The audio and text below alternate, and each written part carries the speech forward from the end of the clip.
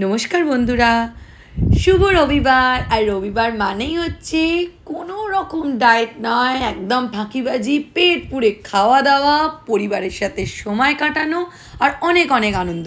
তো আজকে বাজার থেকে এনেছি একটা বড় দেখে 1 কিলো সাইজের ইলিশ মাছ, আর সেই ইলিশটা আজকে রান্না করা হবে।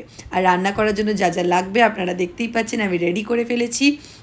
এখানে এই সমস্ত পেস্টগুলো দিয়ে আজকে কষিয়ে রসিয়ে জমিয়ে বানানো হবে সর্ষে ইলিশ ভাপা, যেটা আমার ছেলে মেয়ের, আমার বাবা মার এবং আমার খুব খুব খুব ফেভারিট। আর সাথে থাকবে ইলিশ মাছের তেল।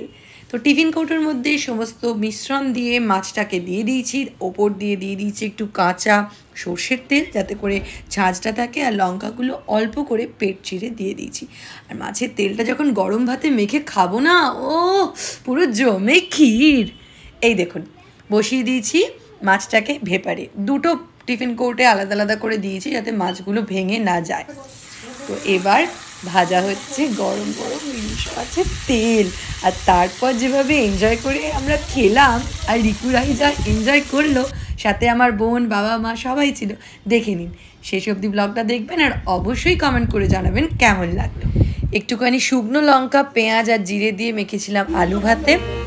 আর এই যে আমার ছেলে মেয়ে একটু গান প্র্যাকটিস করছিল।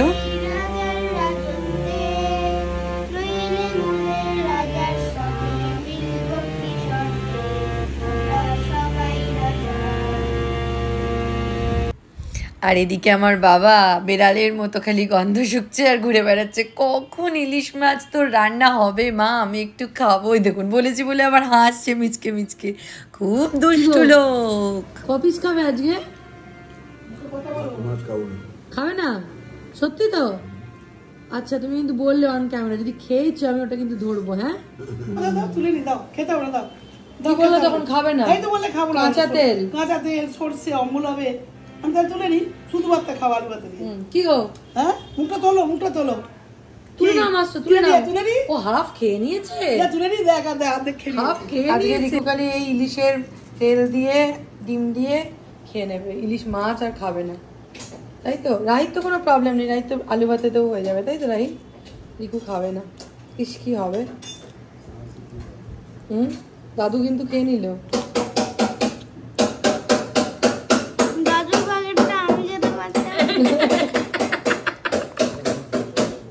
মাছের রাজা ইলিশ এখন রিকুরাইর সামনে, মজা হচ্ছে।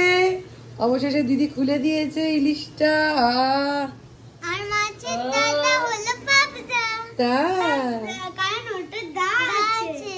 ওর সঙ্গে তোমার বেশি বন্ধুত্ব কেন? কাট্টি করলেও ভাব। কাটি করলেও ভাব মানে কি রাহি? কাট্টি করলেও আড়ি করলেও, কিন্তু আসলে সেটা কাট্টির পরে আসলে সেটা ভাব হয়ে যায়। মানে হলো বন্ধুত্ব শুরু হয় না তো শেষ, হেসে খেলে কেটে গেল, রয়ে গেল রেশ। তারপরে আমারও পথ চলা থাকবে প্রেমবন্দি, ভালোবেসে পাশে থেকো হিরের আগুনের সঙ্গী। এটা কোথা থেকে শিখলি তুই? এটা কোথা থেকে শিখলি? দাঁড়াও না, কোথা থেকে শিখলি? স্টারের আইডিয়াসে লেখা ছিল না তোমার অমর সঙ্গীতে? আমার স্টারের অমর সঙ্গী মেমেন্টো, ওখানে লেখা, তুই মুখস্থ করেছিস? এটা কি রাজন্যার জন্য? ঠিক আছে, বলে দেবো রাজন্যার বেস্ট ফ্রেন্ড। প্লিজ, তোমার ভালো বন্ধু তো। আবার কাট্টি করে দেবে। কেন কাট্টি করবো? সরি, বলো না কেন? তোমার বন্ধু তো, তোমার বনুর বেস্ট ফ্রেন্ড, তোমার বনুর বেস্ট ফ্রেন্ড তো। ও তো আস্তে আস্তে আমার সঙ্গে বন্ধুত্ব করছে। তা তুমি দুষ্টুমি কম করলেই বন্ধুত্ব করবে, তাই তো রাহি? কি রিকু? একদিন আমার পাশে বসেছিল তো। তাই? ঠিক আছে, খেয়ে নাও। আমি তোর পাশে সারাদিনই বসি। তো দুপুরবেলা খাওয়া দাওয়ার পরে বিকেল থেকে আমি নিয়ে বসেছিলাম ওদের স্কুলের কিছু দেয়া হোমওয়ার্ক, যেগুলো ওদের স্কুলে সাবমিট করতে হবে 15th আগস্ট উপলক্ষে, কিছু ফ্ল্যাগস বানানোর জন্য এবং সমস্ত প্রজেক্ট। যেহেতু সেকেন্ড টার্ম পরীক্ষা শুরু হবে, দুজনের প্রজেক্ট আলাদা আলাদা করে আমাকে রেডি করে দিতে হলো। এবং এটা অনেকটাই সময় সাপেক্ষ এবং ধৈর্য সহ করতে হয়। আর ছোটোবেলা থেকে আমি আঁকতে ভালোবাসতাম বলে এগুলো করতে আমার বেশ ভালোই লাগে।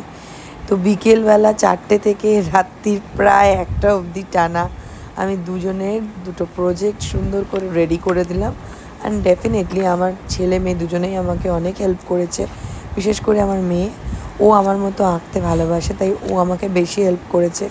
আর আমার ছেলের কথা নাই বা বললাম, ওর অত ধৈর্য নেই আর ও আঁকাতে একটুখানি মানে অতটা পরিপক্ক নয়।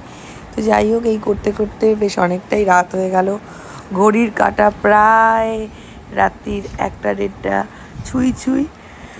আর আমার ঘুমও চলে এসেছিলো, কিন্তু কিছু করার নেই। মা যখন হয়েছি সব রকম কাজই করতে হবে। এইভাবে পুরো প্রজেক্ট রেডি করে সুন্দর করে পরিপাটি করে রেখে দিলাম, যাতে ওরা সকালবেলা উঠে নিয়ে যেতে পারে। আর আমার আজ রাতে ঘুম এলো এই বইটা পড়ে। দেখা হচ্ছে নেক্সট ব্লগে। টাটা, সবাই ভালো থাকবেন।